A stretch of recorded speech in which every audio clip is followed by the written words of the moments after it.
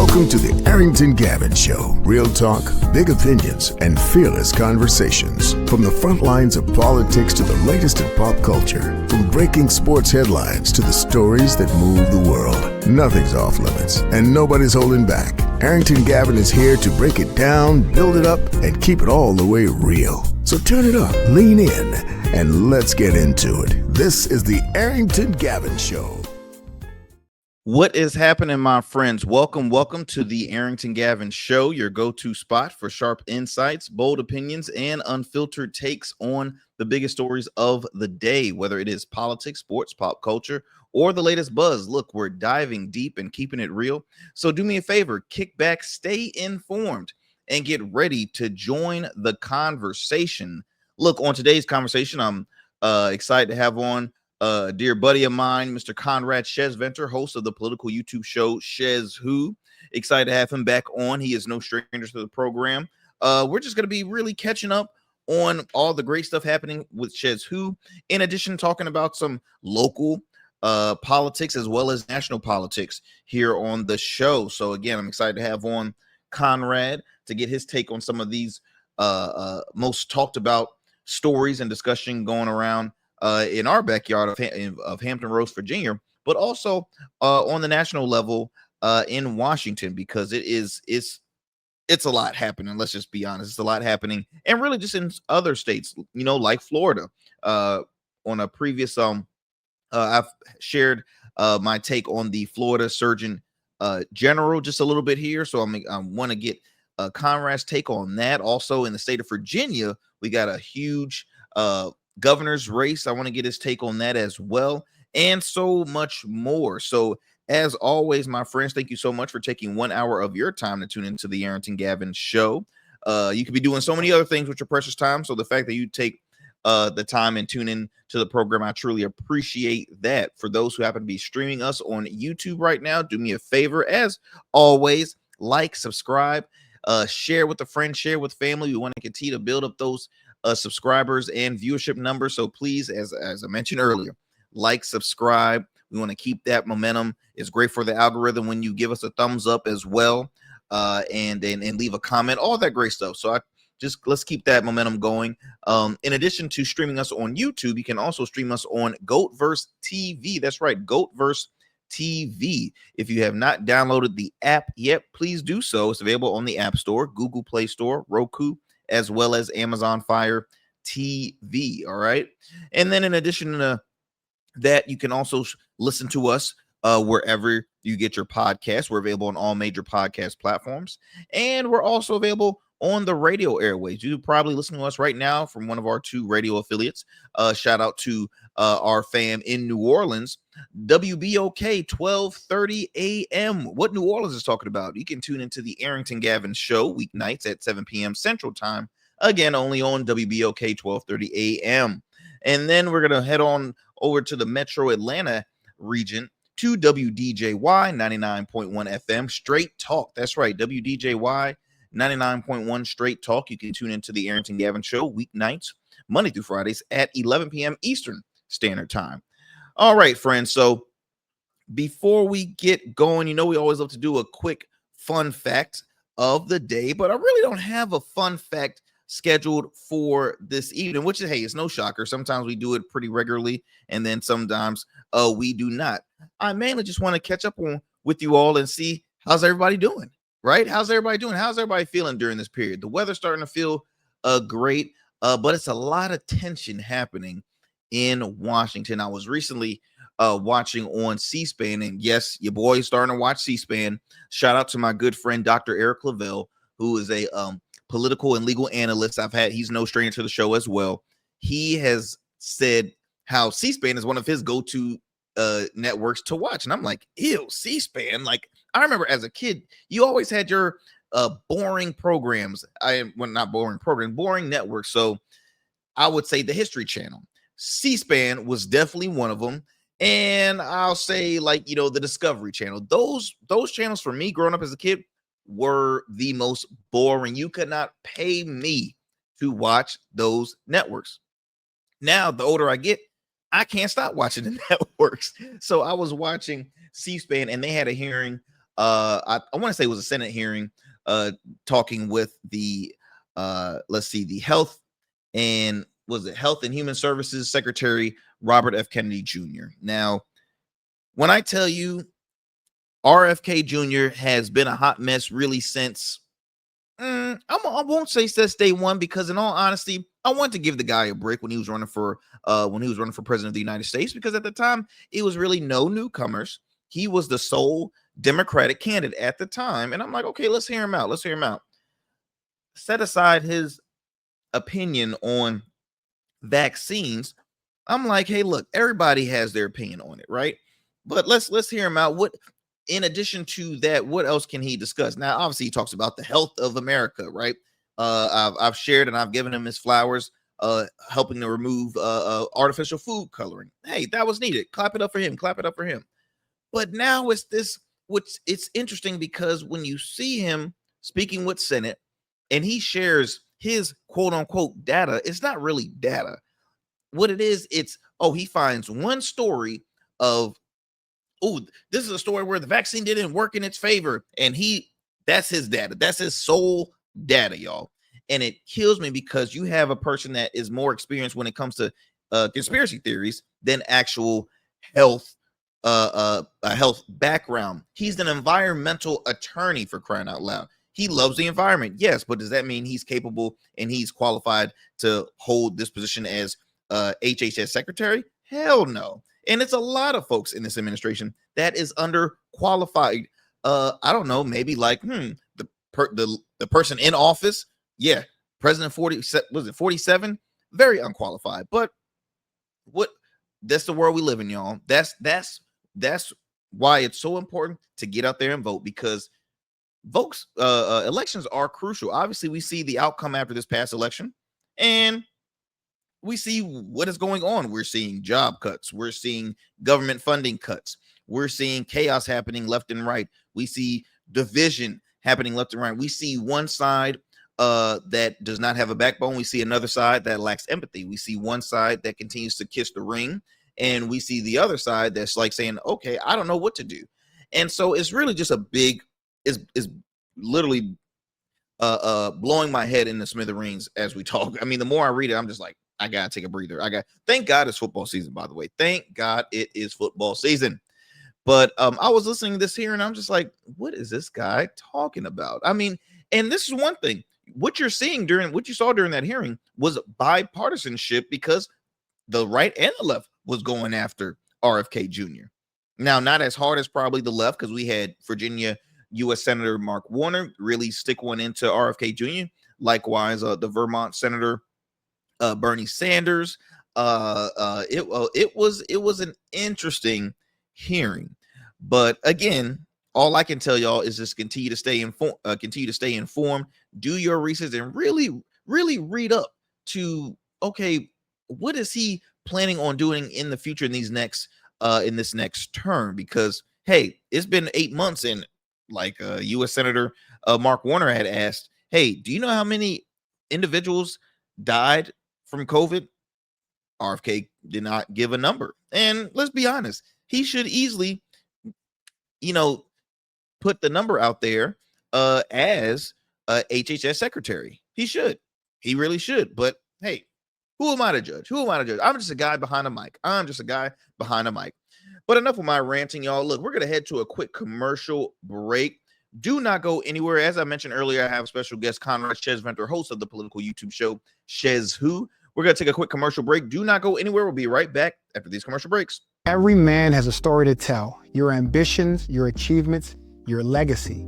Your suit should reflect that story, crafted precisely, designed for impact, and tailored exclusively for you. We work with only the finest fabrics, luxurious wools, silk, linen, and blends from world-renowned mills in Italy, the UK, and India.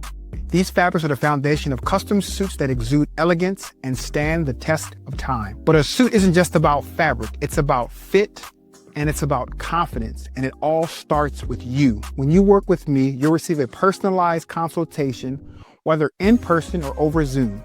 Together, we'll explore your vision and discuss your needs. and we're going to bring your ideas to life. My journey as a designer includes apprenticing under New York-based designer Clavon Leonard, showcasing collections at New York Fashion Week, Algeria Fashion Week, and the prestigious Baltimore Met Gala. That experience is what we bring to every suit we create, from weddings to corporate events and everything in between. We specialize in crafting one-of-a-kind suits for life's most significant moments. Dapper Luke has been recognized as one of Baltimore's best menswear in 2023, and I was honored to be one of the 10 designers selected for the prestigious Baltimore Met Gala. With over 900 satisfied clients, we proudly serve Virginia Beach and Baltimore, bringing world-class designs to these incredible communities. We don't just make suits, we craft confidence. Your suit will fit your body, your style, and it will tell your story. Book your free online personal consultation today. Visit www.dapperluke.com. What's up, y'all? Welcome to And we still in traffic. Don't look familiar, do I? Not in this seat. Hey, what's that you listening to? Here to host today. Hey, turn it up. With me? Yeah, that's that new Goldverse app. I got you. So y'all want to know where the goats are? They're off on the sidelines. Looking for fresh, relevant content wherever you go? What was the name of that he said? Introducing Goatverse TV. Goldverse, that's what it's called. The free streaming app that brings you the best podcasts, current events, and thought-provoking opinions all in one place. Download it now from the Apple Store or Play Store. In goats, we trust. Order your beard care products with Rugged Evolution. We're your local beard care line that supports the maintenance of your full, mature beard. Our line includes conditioning shampoos, moisturizers, balms, oils, shaving lotions, and exfoliating soaps. These products moisturize, hydrate, nourish, and have all the natural ingredients for a healthy beard. Log on to our website or download our app to place your orders. Become a man of distinction with Rugged Evolution Beard Care. And remember, Rugged is the new smooth.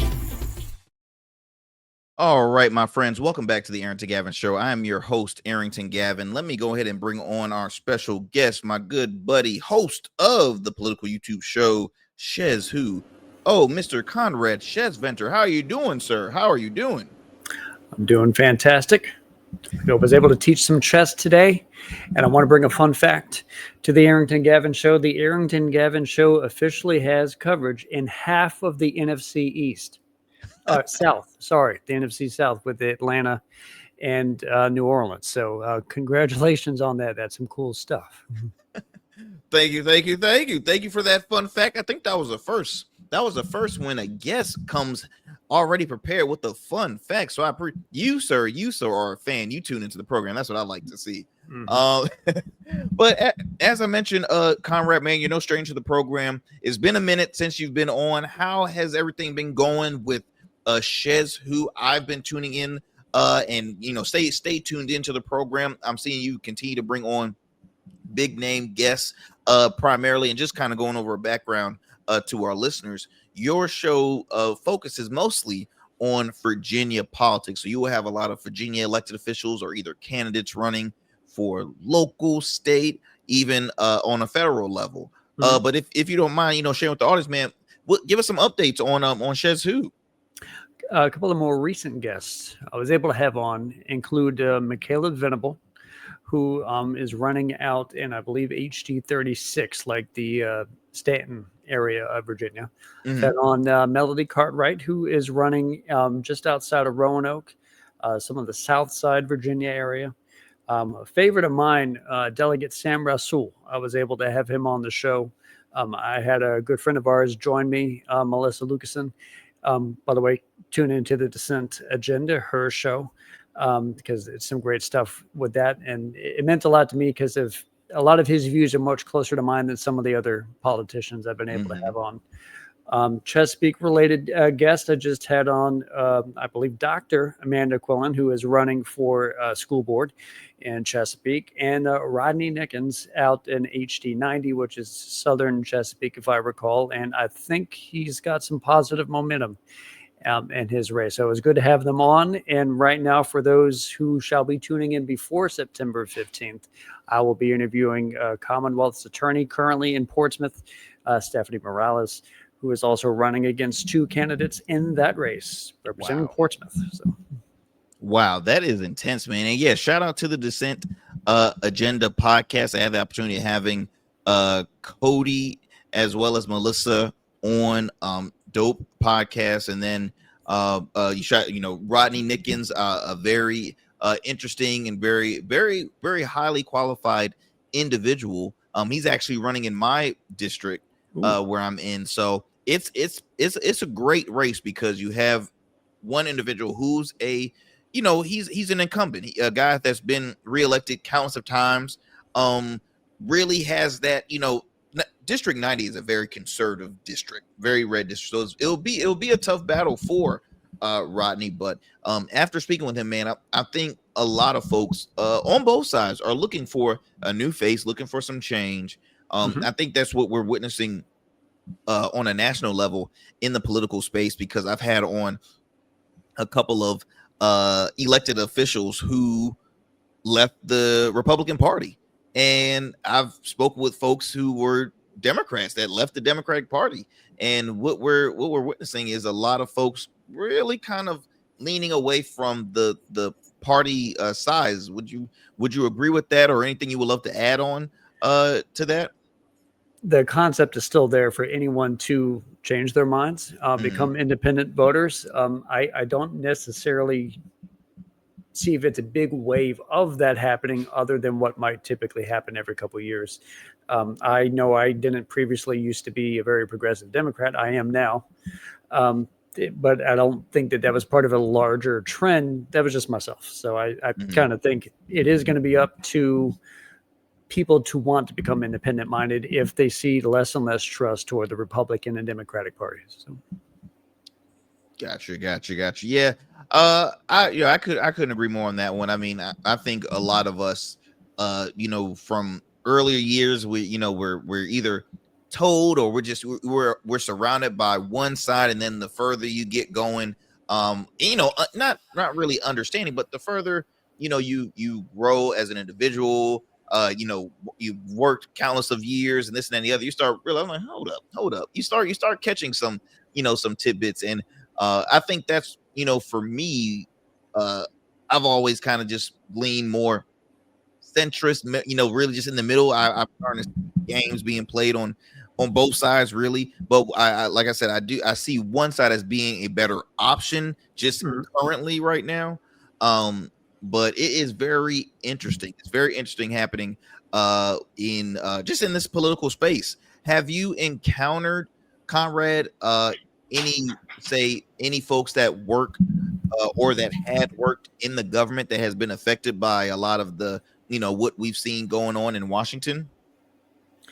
Not that I've been able to personally meet. I've been able to hear some stuff adjacent to me. I know people who work in the state of Virginia government, say Department of Energy, and they report to me that a lot of people that they have been working with had been hearing for a couple months, okay, things are starting to log jam up at the top, do a lot of freezing, cuts of programming, say for renewable energies.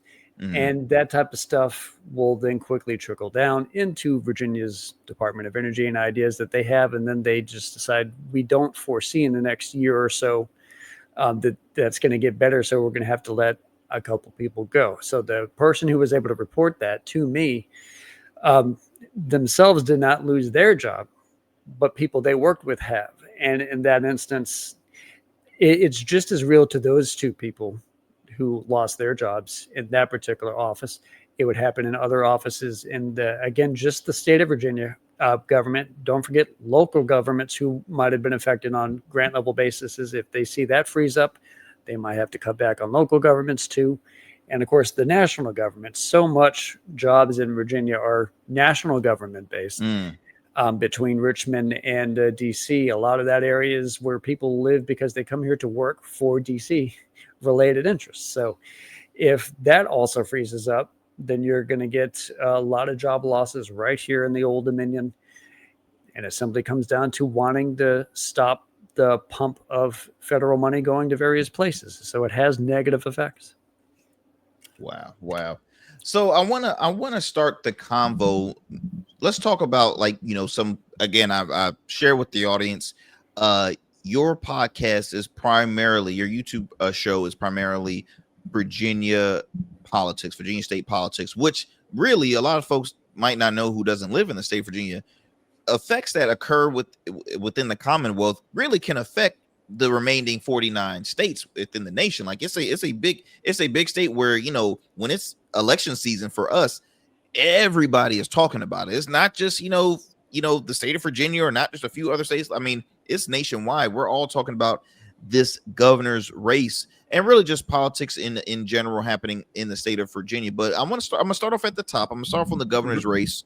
What's your take? What's been some of your key points that you've noticed within this election? And I bring that up because recently there was a new polling between Democratic nominee Abigail Spanberger and Republican nominee, current Lieutenant Governor Winsome Earl Sears. Now, I want to also mention these are not the only two candidates that's running for governor. There's also a third. There's an independent candidate who's a veteran. Her name is Donna Charles. I had the opportunity of having her on the program. If I'm not mistaken, Conrad, you've had Miss Donna Charles on your podcast. Yep. I think more than once, if I'm not mistaken. And so she is also a candidate in this race. Same thing in the lieutenant governor race too. There is a write-in candidate for that race as well. Okay, true, very, very true, very true. What is it? Is it Curran? Last name Curran? John Curran. So it was a recent poll that I just saw that it now has it at 49% Spanberger, 40% Winsome Earl Sears. Now, previously, I think around in August, I saw a polling where it was 46% Spanberger and 39% Winsome Earl Sears. Is it a head scratcher to you that you see these poll numbers actually going up, and it's actually is looking more like a tight race when I saw these poll numbers? I'm not initially surprised. My surprise to see both numbers for both Spanberger and Sears going up. I kind of would expect that because a lot of people prior to Labor Day, they weren't tuned in. They become tuned in, and then they're going to fall in a likely pattern. Now, not everyone there is Democrat or Republican. They could be just as independent as yourself, but I think they might come down to it and like, okay, now I'm probably going to suggest I'm either going to vote Spanberger or Sears. So that would lift 49 up and, of course, 40 as well. I believe I looked at the same poll earlier today, and the source that I had it also asked the opinion of Larry Sabato, who's at a UVA, who runs that Center for Politics. And he's saying that he has seen some polls shift a little bit. Remember, I think there was a Roanoke poll not that long ago where it looked like Sears was starting to catch up a little bit to Sears. And Spanberger. And of course, even before that, there was one that showed Spanberger up by 17. But I don't even think Spanberger in that 17 poll was as high as 49% just yet. So that's why I'm not necessarily surprised that both of their numbers are going up, because people are finally dialing in. So both should go up in that instance. What is initially not concerning, but of interest to me regarding that VCU poll, if I recall it is VCU who did it. Yes, 49 for Spanberger, 40 for Sears. Then you go to the lieutenant governor race. Then it falls a little bit. The 49% falls to 45% for Senator Hashmi. And it goes from 40% to 41% to John Reed. And then back down to the attorney general race. It went up to about 47% for Jay Jones and back to 40% for the current incumbent, Jason Miyares. And things that stick out to me. Do people really only sort of know the governor race and not the lieutenant governor race and attorney general race, and it allows for that discrepancy? Or you might have to realize that there might be that much of a section of either particular group who has favoritism to certain candidates within the group. And by that, I thought first of, you remember that sign that showed up at a Northern Virginia rally? There was the Democrat one that had the reference to Sears not being allowed to drink at her water fountain. Yep. That was a Democrat. That's an older white woman. And I'm like, Is that what the 4% from 49% to Spanberger to 45% for Hashmi represents? Is that why it's able to go up to 47% a little bit for Jay Jones? No, I think you're right. I don't mean to cut you off there, but I absolutely, it's funny you brought that up, because after that sign was posted, or after that sign was shown on the news as well as just on social media, Winston Earl Sears gained a new donor in Robert Johnson, who was the founder of BET, Black Entertainment Television. He donated $500,000 to Winston Earl Sears' campaign. Now, it's no shocker that Robert Johnson is a Republican. He's been a Republican since the existence, I believe, of the Republican Party. He's been a long standing Republican, not really as vocal as if you name some of your more vocal Black conservatives, like a late Herman Cain or Ben Carlson or Tim Scott, Candace Owens. Candace Owens. But Robert Johnson has always been more, but kind of behind the scenes. He's no longer the sitting chairman for BET, but he's still very much a billionaire, and he might not be vocal, but that $500,000 speaks pretty loudly. It speaks a lot, and that right there, I think, was a turning point that was a lifeline sent to Winston Earl Sears. Because really, if you can go back when she was on, it was a CNN interview, and the gentleman had asked, I'm forgetting his name, but it was one of the weekend programs, and the gentleman asked her simply, what's your take on the government cuts, because Virginia being predominantly made up of federal workers. There's a lot of federal workers that make that state, and that live in the state of Virginia. So it's like, what's your take on that? And she basically skipped around the question and made it seem like it was a personal attack because it's a left-leaning network that's that's trying to, press her with questions. And it is now turned into a smear campaign ad in favor for Spanberger. And so right then and there, you're like, oh, it's not looking good for Winston Earl Sears. Because I think she used the phrase, I don't want to participate in that question. And that it shows a level of disinterest from her regarding that topic. And to be fair, you and I have been around politics a while. We know she's not necessarily actively for job losses. It's just, you have to try to explain it in such a way that sounds cogent, and it makes a good argument for Republican policies. Like, if I was her campaign manager, I would have suggested take in that question, but spin it to how those cuts are actually going to spur job creation elsewhere or something like that, which I don't personally believe. It's just that's how you frame it more optimistically. And it just sounded like she's putting her hands up like she didn't want to participate, while also blaming Spanberger at, I guess, around that time for not having agreed to a certain debate location. I'm like, now you're complaining on one end and complaining on another end about a similar type of disinterest. And it did not look good. I would agree. Oh, absolutely. And when you brought up that, just seeing how the numbers are changing, that it's looking like it's helping her out. But again, I go back to, because for one, most folks, they get their social media. They get their news from social media. So it could be a 30-second. It can be, it can just be a reaction, just a clip of a reaction.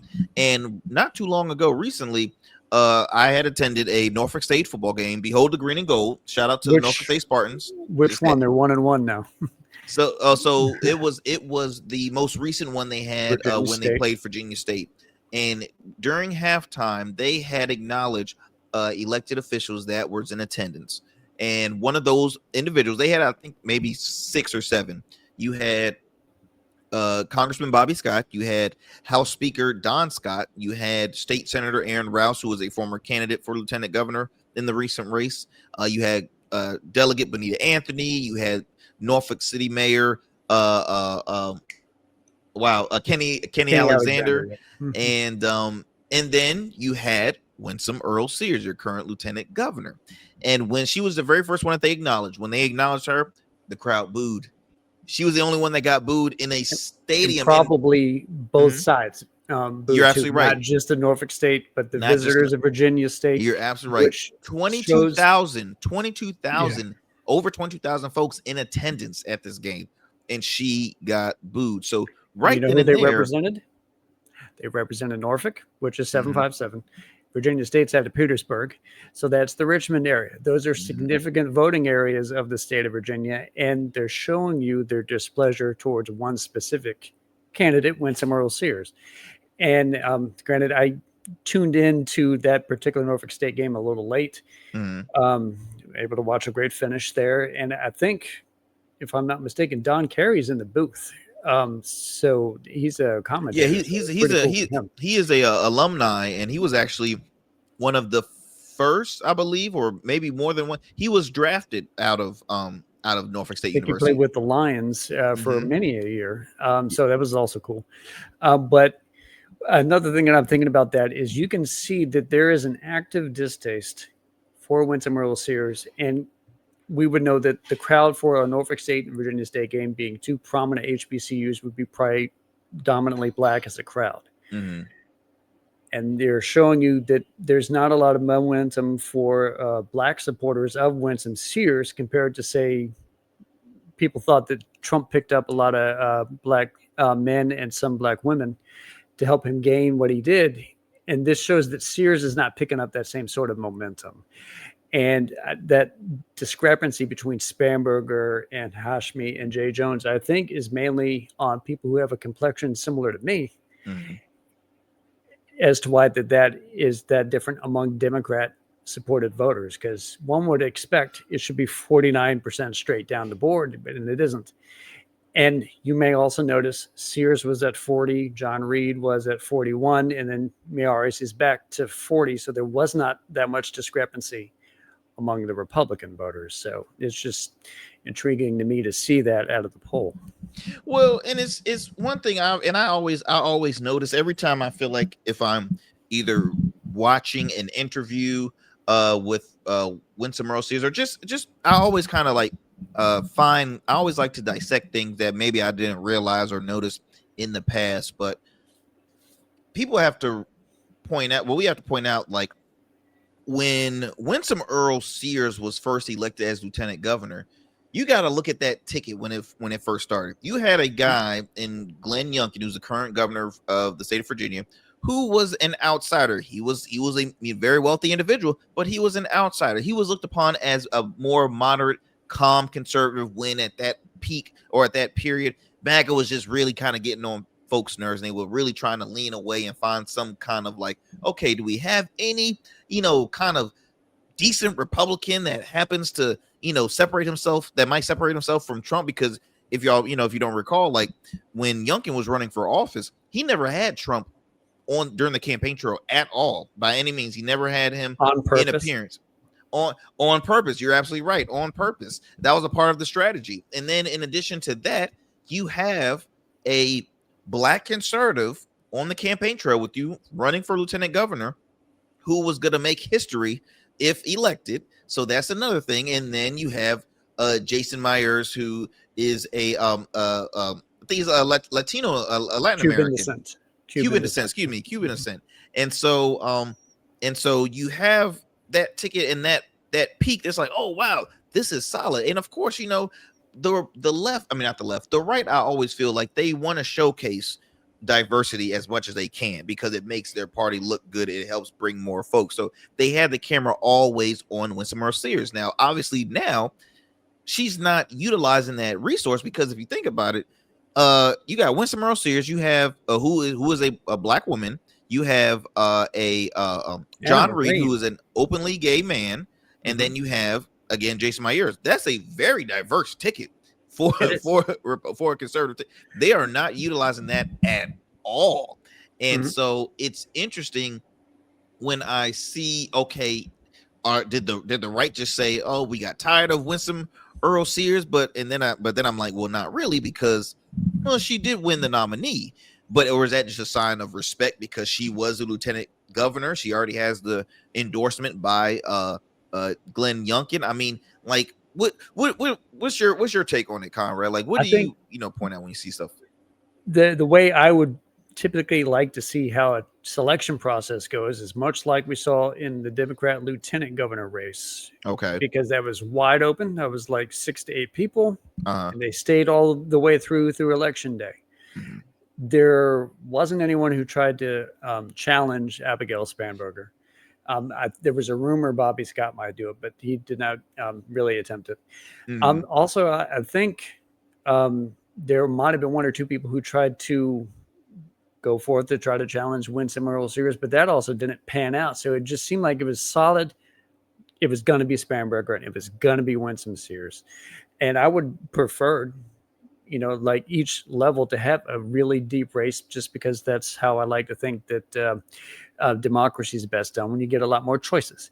Mhm. And in that instance, we didn't get it from either the Republican Party or the Democrat Party this time.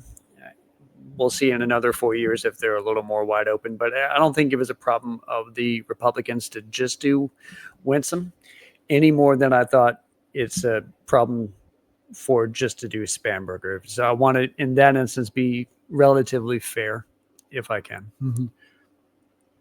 Gotcha. Yeah, no, it's interesting because it's just something, something that I've kind of always kept an eye on. I'm like, if I was a strategist, wouldn't you try to really push out the diversity? Because even though the right is ending DEI, you got some DEI happening. Well, not really, but you have a lot of diversity happening with your ticket. So I'm surprised they don't aim to that, because at the end of the day, you can't continue to. This is the time where right-leaning or conservative and Republican candidates cannot just say, hey, we agree with everything Trump says. We have the support of Donald Trump, so you have to trust us. You can't use that anymore. You just can't, because a lot of folks are like saying, and a lot of Republican voters who voted for Trump are getting tired of him. So they're like, you got to try something new. Give us your take. And they're at a loss of words at this point. They are at a true loss of words. I know you mentioned about the lieutenant governor race. Mm-hmm. I do think that is not a lot of folks truly pays attention at lieutenant governor races, because the main platform is either for the person running for governor or you have your attorney general. I think there's more. I think they skip over the lieutenant governor race, and the lieutenant governor is just simply follow for the ride. Yeah. Oh yeah, they enjoy the ride. Now, as for the attorney general's race, what's your take on that race? Because that's really, really, really, I think, a more crucial race than the governor's race, and I think it's extremely close. Too. What's your take on that? Initially, when I approached that race, and that you have Jay Jones and Jason Miyares, that it would seem like the Republicans are about to have so bad of a year that the only chance they really have is Jason Miyares running. Mm-hmm. Not Reed or Winsome Sears. Mm-hmm.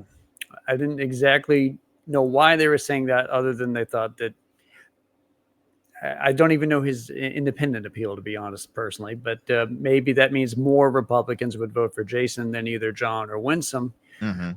But that just meant that a lot of people didn't want to give Jay Jones a shot to be a quality candidate himself. And all these polls that we have cited, he's also been consistently ahead of Jason Miyares. And in that instance, I wonder if part of that could be advertising, because we didn't touch on it yet, but Abigail Spanberger's campaign has generated about $27 million worth of funding. Woo. And only $11 million for Winsome. And I don't like to say $11 million isn't a lot of money, but you can really do a lot more advertising with 27 as opposed to 11. And that could help out Hashmi and Jay Jones. And I'm like, mm-hmm.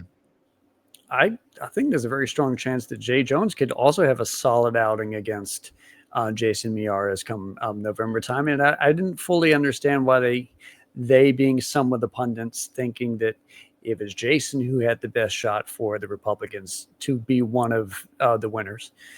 So I can't really explain it that well. Okay.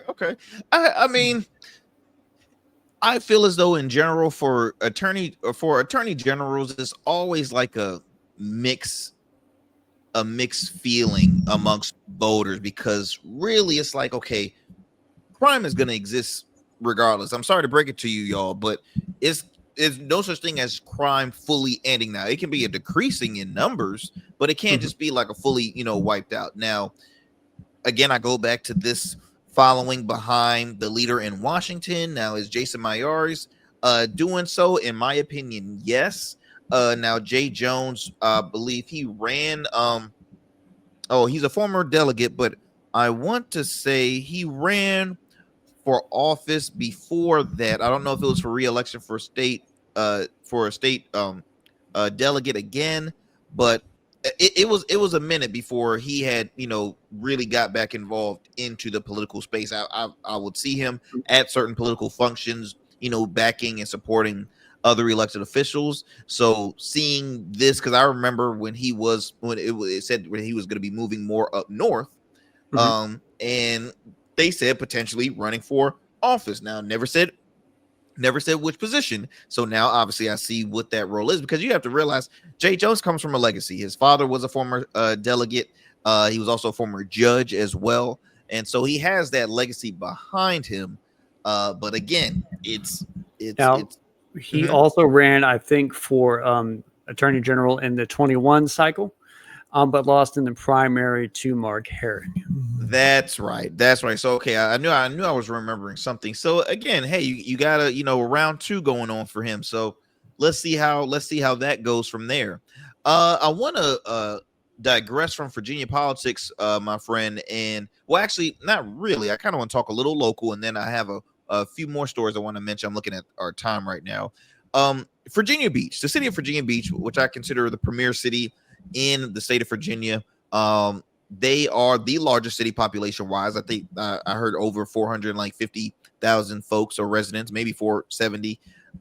And they have a huge debate going on with their voting system. You have one side that wants to maintain a 10-1 voting system. You have 11 people in council, including the mayor. You have each 10 districts vote for a single council member, and then they also vote on the mayor's seat. Now, the opposing side is rooting or hoping for a modified system that is a 7-3-1 system. Now, you, sir, are a former Virginia Beach resident. You actually ran for office in the city of Virginia Beach. If I have, say you're a resident, which side do you see being a better fit for the area? Because I had the opportunity to have on both elected officials from the city of Virginia Beach. I had on Councilman Cash Green of District 7, and then I had on Councilwoman Jennifer Rouse of District 10. Each of them was on a team as far as, Jennifer Rouse is for the 10-1. Councilman Cash Green is for the 7-3-1. But what side do you see being the more, in your opinion, SchezzWho's opinion, which one do you think is more beneficial for the folks of Virginia Beach?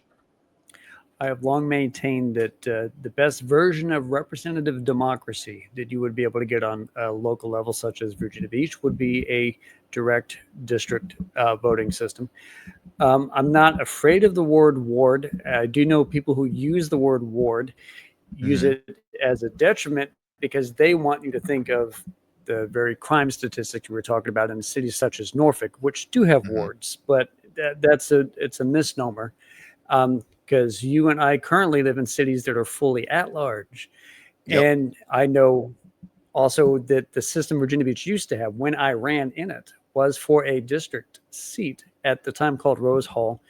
The winner ended up being Michael Berlucci, 2 consecutive times that he defeated me in that race. But who's counting? No, I'm joking. Definitely me. What is really odd about that is that by law, when I'm collecting the signatures to be a candidate, I had to literally live in the Rose Hall district. Qualified for the ballot. When it comes to November or early voting, the ballot that said Rose Hall was not limited to just Rose Hall citizens. The entire 230 plus thousand registered voters of Virginia Beach could vote for the district rep who had to live in the district. It's not like anyone could have lived in Rose Hall. You had to specifically be from there. And that's why they, at the time, called it a hybrid system. And that was the one that was thrown out on a federal level. Remember, the Supremacy Clause of the Constitution states that national law trumps local stuff. So a lot of the people who are fighting right now to get back to a 731 are fighting for it, thinking that it's like a illegal because the charter wasn't changed. But you also got to remember it came this close to being changed because Delegate Kelly Fowler brought that bill, which got a lot of support in both houses, the House and the Senate of Virginia, and went to Youngkin's desk and was vetoed by a Republican governor. So who are the people right now that are supporting the opposite side, the 731 side, which to my knowledge is not the way I used to ran, which is the hybrid way. It's, I think the 7 districts would actually still be direct district, but you would also have 3 at-large people, effectively giving the city 3 more mayors. It's just the people who are supporting that with a lot of money and a lot of vocalism are real estate moneyed interest in the city and not a groundswell of support of the citizens.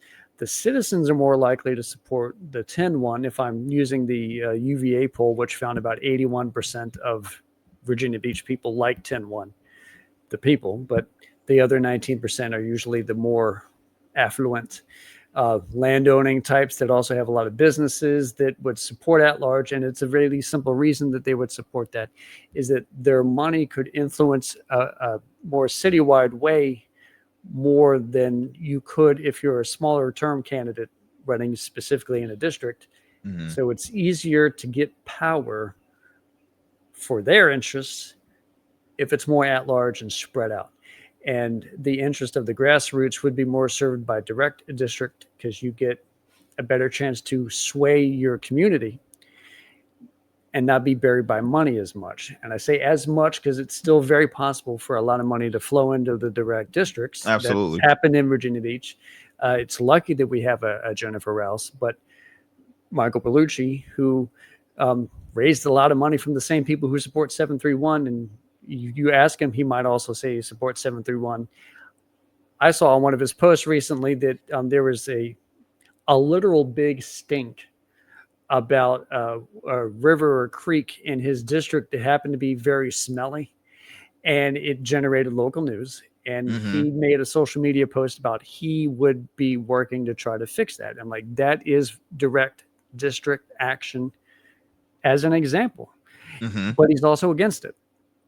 So I don't. It's like make it make sense. And I think I know which story you're talking about because if I'm not mistaken, Delegate Michael Fagans might have been yes, he was on the news talking about that as well. So yeah, when I had Councilman Cash Jackson Green on, what I had spoke with him about on the program, my frustration with the way this is being advocated to the people, right? The way they're promoting this 731 to the people is that minorities are losing a vote because wouldn't you want to vote for more than one? Wouldn't you want to have more vote and a saying in this rather than voting for your individual? You're taking away that's taking away your voting rights. So they literally have individuals. They have commercials from minorities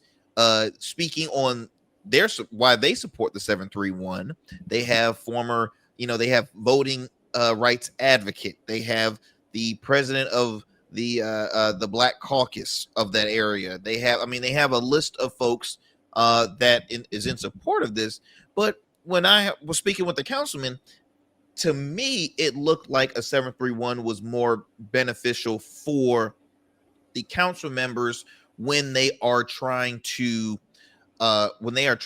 bring certain not certain, but when they are trying to bring things to the table. And it's a process for them because say they want to advocate for this in their district, but when they bring it to council, it's like they have to have multiple votes on it, if that makes sense. Now, and I asked him, I'm like, if that's the case, then why is it always promoted that folks are losing a vote? No one's losing any votes. There's nothing taking away your voting by all means. If the people have shared that they are in more support for a 10-1, because at the end of the day, it's about accountability. And maybe that's just, me being a kid that lives in an at-large system, but I wasn't really following. Last year, you and I were both at a forum run by the Hampton Roads Black Caucus, which had a lot of great candidates on.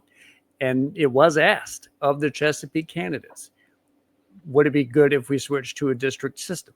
Mm-hmm. And the ones who supported it were able to support the idea because they could point to, and I'm forgetting the name of the neighborhood in Chesapeake, but it was a neighborhood that it seemed like a couple of voting precincts were taken away from it, and other infrastructure needs were less served in that particular neighborhood that would have been able to be served if their neighborhood had a stronger way to get its voice out, which would happen if they were able to at least get one direct district representative on, which is not able to do in an at-large system. And a similar thing had played out in a very certain section of Virginia Beach, because like many cities that it's not evenly distributed on racial demographics.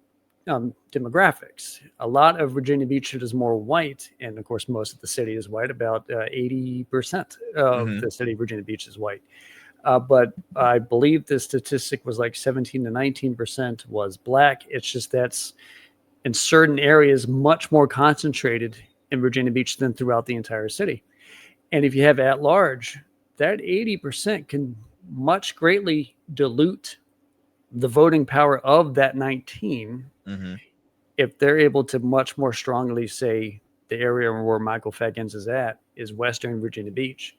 Northwestern Virginia Beach had a situation where they didn't even have water in some black predominant neighborhoods until 2014, if I recall. And that's stuff that should have been done at the creation of the city, but it had an at-large system the entire time. So the voice wasn't able to get out until very late in the process. And Chesapeake and Virginia Beach can actually provide pretty good examples of why direct representation works out better. And the favorite way I like to do it, because I've debated with a lot of people online who support the 7-3, because they are running on the idea that they get to influence about 3 more seats and go from the mayor in their one district to 3 more at large. 5 total people they say that they would be able to influence by voting for them.